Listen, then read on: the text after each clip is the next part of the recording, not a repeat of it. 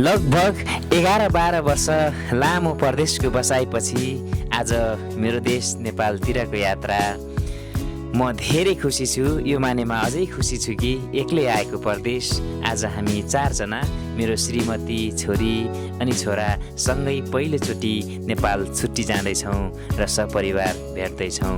नेपाल सकुशल पुगियो र रातको समय थियो, धेरै भिडियो खिचिएन। अब पहिलो दिन पहिलो घुमाइ बौद्ध स्तूपातिरको। आज यो बौद्ध स्तूपाको घुमाइ हामी लगभग सपरिवार छौँ यहाँ, तर दिदी भेनाजु अनि भान्जा हाम्रो अस्ट्रेलियामा हुनुहुन्छ अनि उहाँहरू पनि हामी सँगै छुट्टी मिलाउने प्लान गरेको थियौँ, तर समय त्यस्तै भयो, छुट्टी मिलाउन सकिएन एकैचोटि र उहाँहरू हुनुहुन्न, मिस हुनुभएको छ उहाँहरू। र हामी बुवा मम्मी, मेरो 2 जना भाइ, मेरो माइला भाइ पनि सिङ्गापुरबाट छुट्टीमा छन् उनी, अनि हामी त्यो पनि हो एउटा कारण यो समयमा छुट्टी आउनुको। अनि बहिनी ज्वाइँ अनि कान्छा भाइ अनि भान्जी र मेरो परिवार सम्पूर्ण आज हामी बौद्ध स्तूपाको घुमेमा छौँ। म काठमाडौँमा धेरै बसेँ, तर यो ठाउँमा गएको रहेछु। मलाई नयाँ लाग्यो यहाँको सबै पर्यावरण, निकै रमाइलो। अनि बेसिकली यहाँको भित्र चाहिँ एकदम शान्त लाग्यो मलाई। त्यस्तो अलिक भित्र गाडीहरू नजाने, पैदल मात्रै यात्रा गर्नुपर्ने कारणले गर्दा मलाई निकै रमाइलो लाग्यो। वरिपरिको कुराहरू धेरै हेऱ्यौँ, रमायौँ, फोटोहरू खिच्यौँ, घुम्यौँ, रमाइलो लाग्यो मलाई। आज अझै हाम्रो घुम्दैछौँ अनि यस पछाडिको चाहिँ फेरि आज सायद हामी स्वयम्भू जान्छौँ होला। स्वयम्भू त हाम्रो बसाइ त्यतै हो, निकै रमाइलो छ त्यहाँको, तर मेरो बच्चाहरूको लागि नयाँ हुन्छ भनेर हामी जाँदैछौँ त्यहाँ पनि। तर अहिले हामी यहाँ बौद्ध स्तूपाकै घुमाइमा छौँ। बच्चाहरूले निकै रमाइलो गरे। त्यसपछि हामी भोक लाग्यो, त्यसपछि त्यहीँ नजिकै रहेको एउटा रेस्टुरेन्ट भनौँ या होटल, रेस्टुरेन्ट भनौँ न, यहाँ गइयो।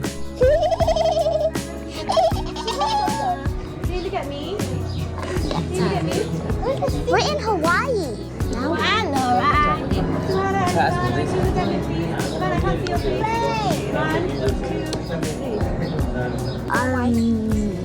The plants? Yeah, God, look how pretty this plant is. It looks like chocolate. What's your favorite artist? What's your favorite? Mine is Janie, obviously. What about you? Mine is Katsa. Mine is... Sadly, she lost the Grammys.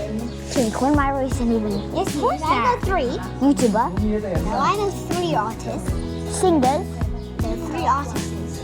What artist? No, again, by artist she meant like singer. Yeah, artist is like a singer. Okay. I fly high. And Oh, I fly high and die. and cry. Yeah, there's 5. Okay, I am Die and cry. I die and cry and fly high. I fly high. City fish lyrics. I look. Okay, now fish lyrics. Okay, I'm gonna be rich today. Yeah, you don't even like kabuki? Well, no offense, but I've never tried it. It's just like rice cakes. I don't like the cake, but I love the cheese. I'm gonna put some cheese on it. So we make emotional or fun. Fudge. Fun? Wait, did I just say fudge? Yeah, you just said fudge. ल अब चाहिँ हाम्रो यहाँ खाना खुवाइको कार्यक्रम पनि लगभग सकियो। त्यसपछि हामी यो बौद्ध स्तूपाबाट चाहिँ निस्केर हामी फेरि अब पठाओ बुक गर्ने याङ्गो इन ड्राइभ। मैले धेरै चलाएको थिइनँ यहाँ, तर मेरो बहिनी छ यहाँ, डन छ यो, यसले चाहिँ यहाँ बन्दोबस्त मिलाउँदैछ। ल अब चाहिँ अब हाम्रो स्वयम्भूतिरको यात्रा हुन्छ।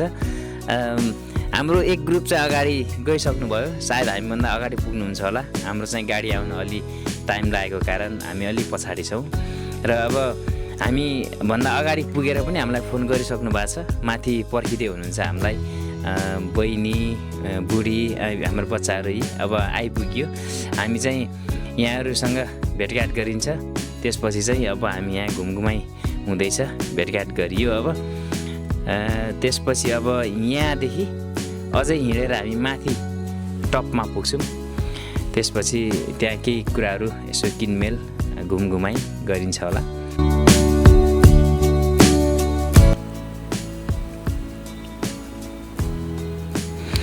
अब यो सामानहरू पनि निकै किनियो भनौँ न।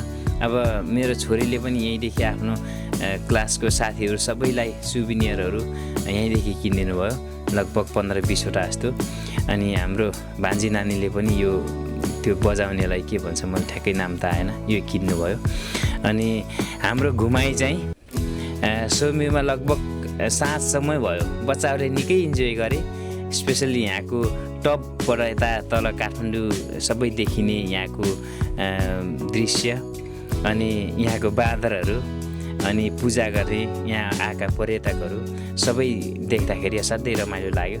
मम्मीले पनि यहाँ नातिनीहरूसँग फोटो भिडियो खिच्नुभयो, हाम्रो सपरिवार पनि यहाँ फोटोहरू खिचियो।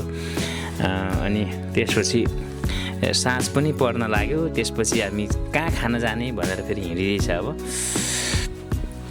थाकियो, दिनभरि घुमेर साँझ परिसक्यो। अब फेरि यहाँ थकाली खाने हाम्रो भाइ माइलाको पहिला खाइराख्ने ठाउँ रहेछ, अनि पहिलेदेखि उतादेखि बुक गरेर हामी यहाँ थकाली खान आइयो। थकाली खाइयो, त्यसपछि खानासाना खाएर त्यसपछि आजको रात यतै जान्छ, सुतिन्छ, बसिन्छ। त्यसपछि फेरि भोलिको घुमाइ पनि मैले यही भिडियोमा समेट्नेछु।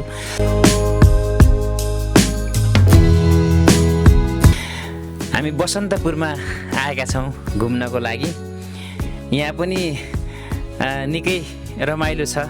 आजको दिन असाध्यै राम्रो छ, घाम लागेको, त्यति धेरै हुरी बतास त्यति केही चलेको छैन। अनि आज चाहिँ यहाँ बच्चाहरूले आइसक्रिम पनि अङ्कल चाहिँले किनेर ल्याइदिएछन्। त्यसपछि बच्चाहरूले आइसक्रिम पनि खाँदैछन्। यहाँ वरिपरि यो बसन्तपुरमा पनि निकै यो के भन्छ धार्मिक स्थल जस्तो रहेछ। अनि हाम्रो बुवा मम्मीले पनि पूजापाठ गर्नुभयो, हामीले पनि पूजापाठ गरियो। सबभन्दा मलाई खुसी लागेको चाहिँ बच्चाहरूलाई हाम्रो यहाँको रीति संस्कृति राम्रोसँग देखाउन, चिनाउन, अनि यहाँ पूजापाठ गराउन सिकाइयो, देखाइयो, वरिपरि घुमियो, रमाइलो गरियो। अझै पनि रमाइलो गरिँदैछ। त्यो खुसी लाग्यो मलाई। बच्चाहरूले पनि जस यो उनीहरूको कलिलो मस्तिष्कमा यहाँ पूजाहरू गर्ने, धर्मका कुराहरू, रीतिरिवाज, संस्कृतिका कुराहरू कतै न कतै दिमागमा बस्यो भने पनि राम्रो कुरा हो। खुसी लाग्यो मलाई। मम्मीले आफ्नो नाति नातिनीहरूलाई पनि पूजापाठ गराउनु भयो, टिका लगाइदिनु भयो, हामी घुम्यो, असाध्यै रमाइलो हुँदैछ यहाँ। त्यसमा तपाईँहरूलाई आज दिनभरिको क्लिपहरू देखाउने नै छु।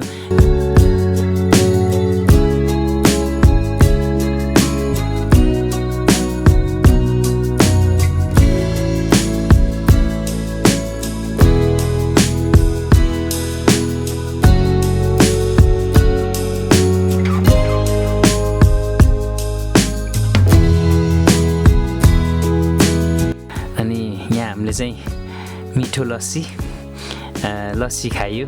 गर्मी थियो, गर्मीमा लस्सी निकै मिठो पनि भयो। बच्चाहरूले पनि मिठो मानी खाए, हामीले खाइयो, यहाँ रमाइलो गरिदिएछ।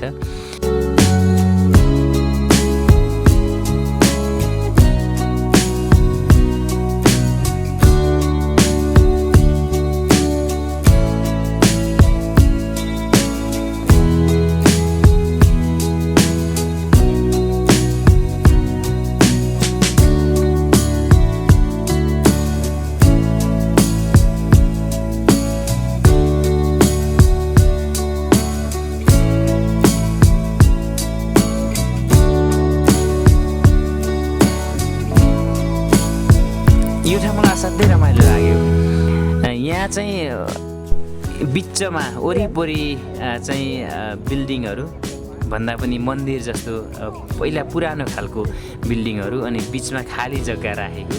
अनि यहाँ चाहिँ मजाले त्यो सामानहरू, विशेष गरी चाहिँ अब पूजाकै सामानहरू बेच्ने स्टल जस्तो राखेको हुँदो रहेछ। अनि हाम्रो यहाँ धेरै कुराहरू हेरियो घुमियो रमाइलो गरियो मलाई यो ठाउँ निकै रमाइलो लाग्यो अनि मेरो बुढीलाई चाहिँ यो असाध्यै मन परेछ हामी यो किनियो पनि किन्दाखेरि चाहिँ बार्गेनिङ गर्न चाहिँ हामीलाई त्यति धेरै अनि हाम्रो बहिनीले उसलाई निकै ज्ञान भएको कारणले गर्दाखेरि चाहिँ बार्गेनिङ गर्नमा बहिनीले निकै हेल्प गर्यो अनि जेस महँगो त महँगै भन्यो होला नि तर पनि अलिअलि तल माथि यसो घटाएर यो सामान पनि किन्यो हामीले क्वालिटी मेकर हो क्या भाइ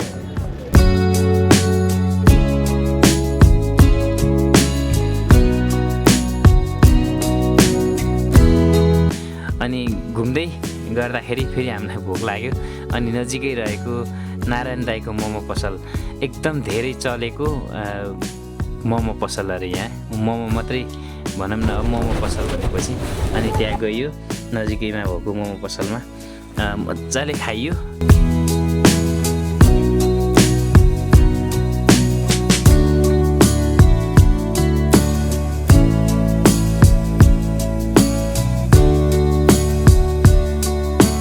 खाएर त्यस पछाडि चाहिँ हाम्रो घुमाइ हुन्छ असन इन्द्रचोकतिर बसन्तपुरदेखि नजिकै पर्ने भएको कारणले गर्दाखेरि असन अनि इन्द्रचोक पनि हामी त्यहीबाट भित्रतिर असन बजारतिर गयौँ अनि त्यहाँ चाहिँ यस्तै लुगाहरू पाइने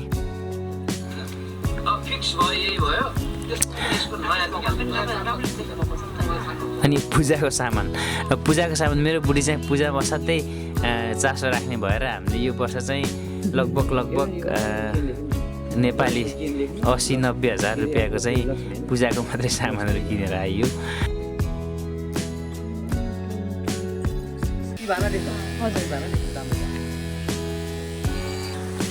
अब चाहिँ हाम्रो चाहिँ छ फेरि दरबार माग त्यही दिनको घुमाइ हो दरबार मागमा त आइयो आउने बेलामा चाहिँ हामी फेरि हाम्रो अर्को ग्रुप चाहिँ अर्कोतिर सपिङमा गएको छन् तर हामी चाहिँ बच्चा अनि बुवा अनि मेरो भाइ कान्छा चाहिँ पसलतिर नजाने भनेर चाहिँ यो त्यहीतिर घुम्दैछौँ हामी अनि नजिकैमा केएफसी देखियो अनि केएफसी खाइयो रमाइलो गर्यो त्यस पछाडि चाहिँ फेरि हाम्रो चाहिँ घुमाइ हुन्छ हिँड्दै गइन्छ आजको घुमाइ पनि यस्तै भयो निकै वरिपरिको भ्यूहरू हेर्दै पसलहरू घुम्दै रमाइलो गर्दै गरियो हामीले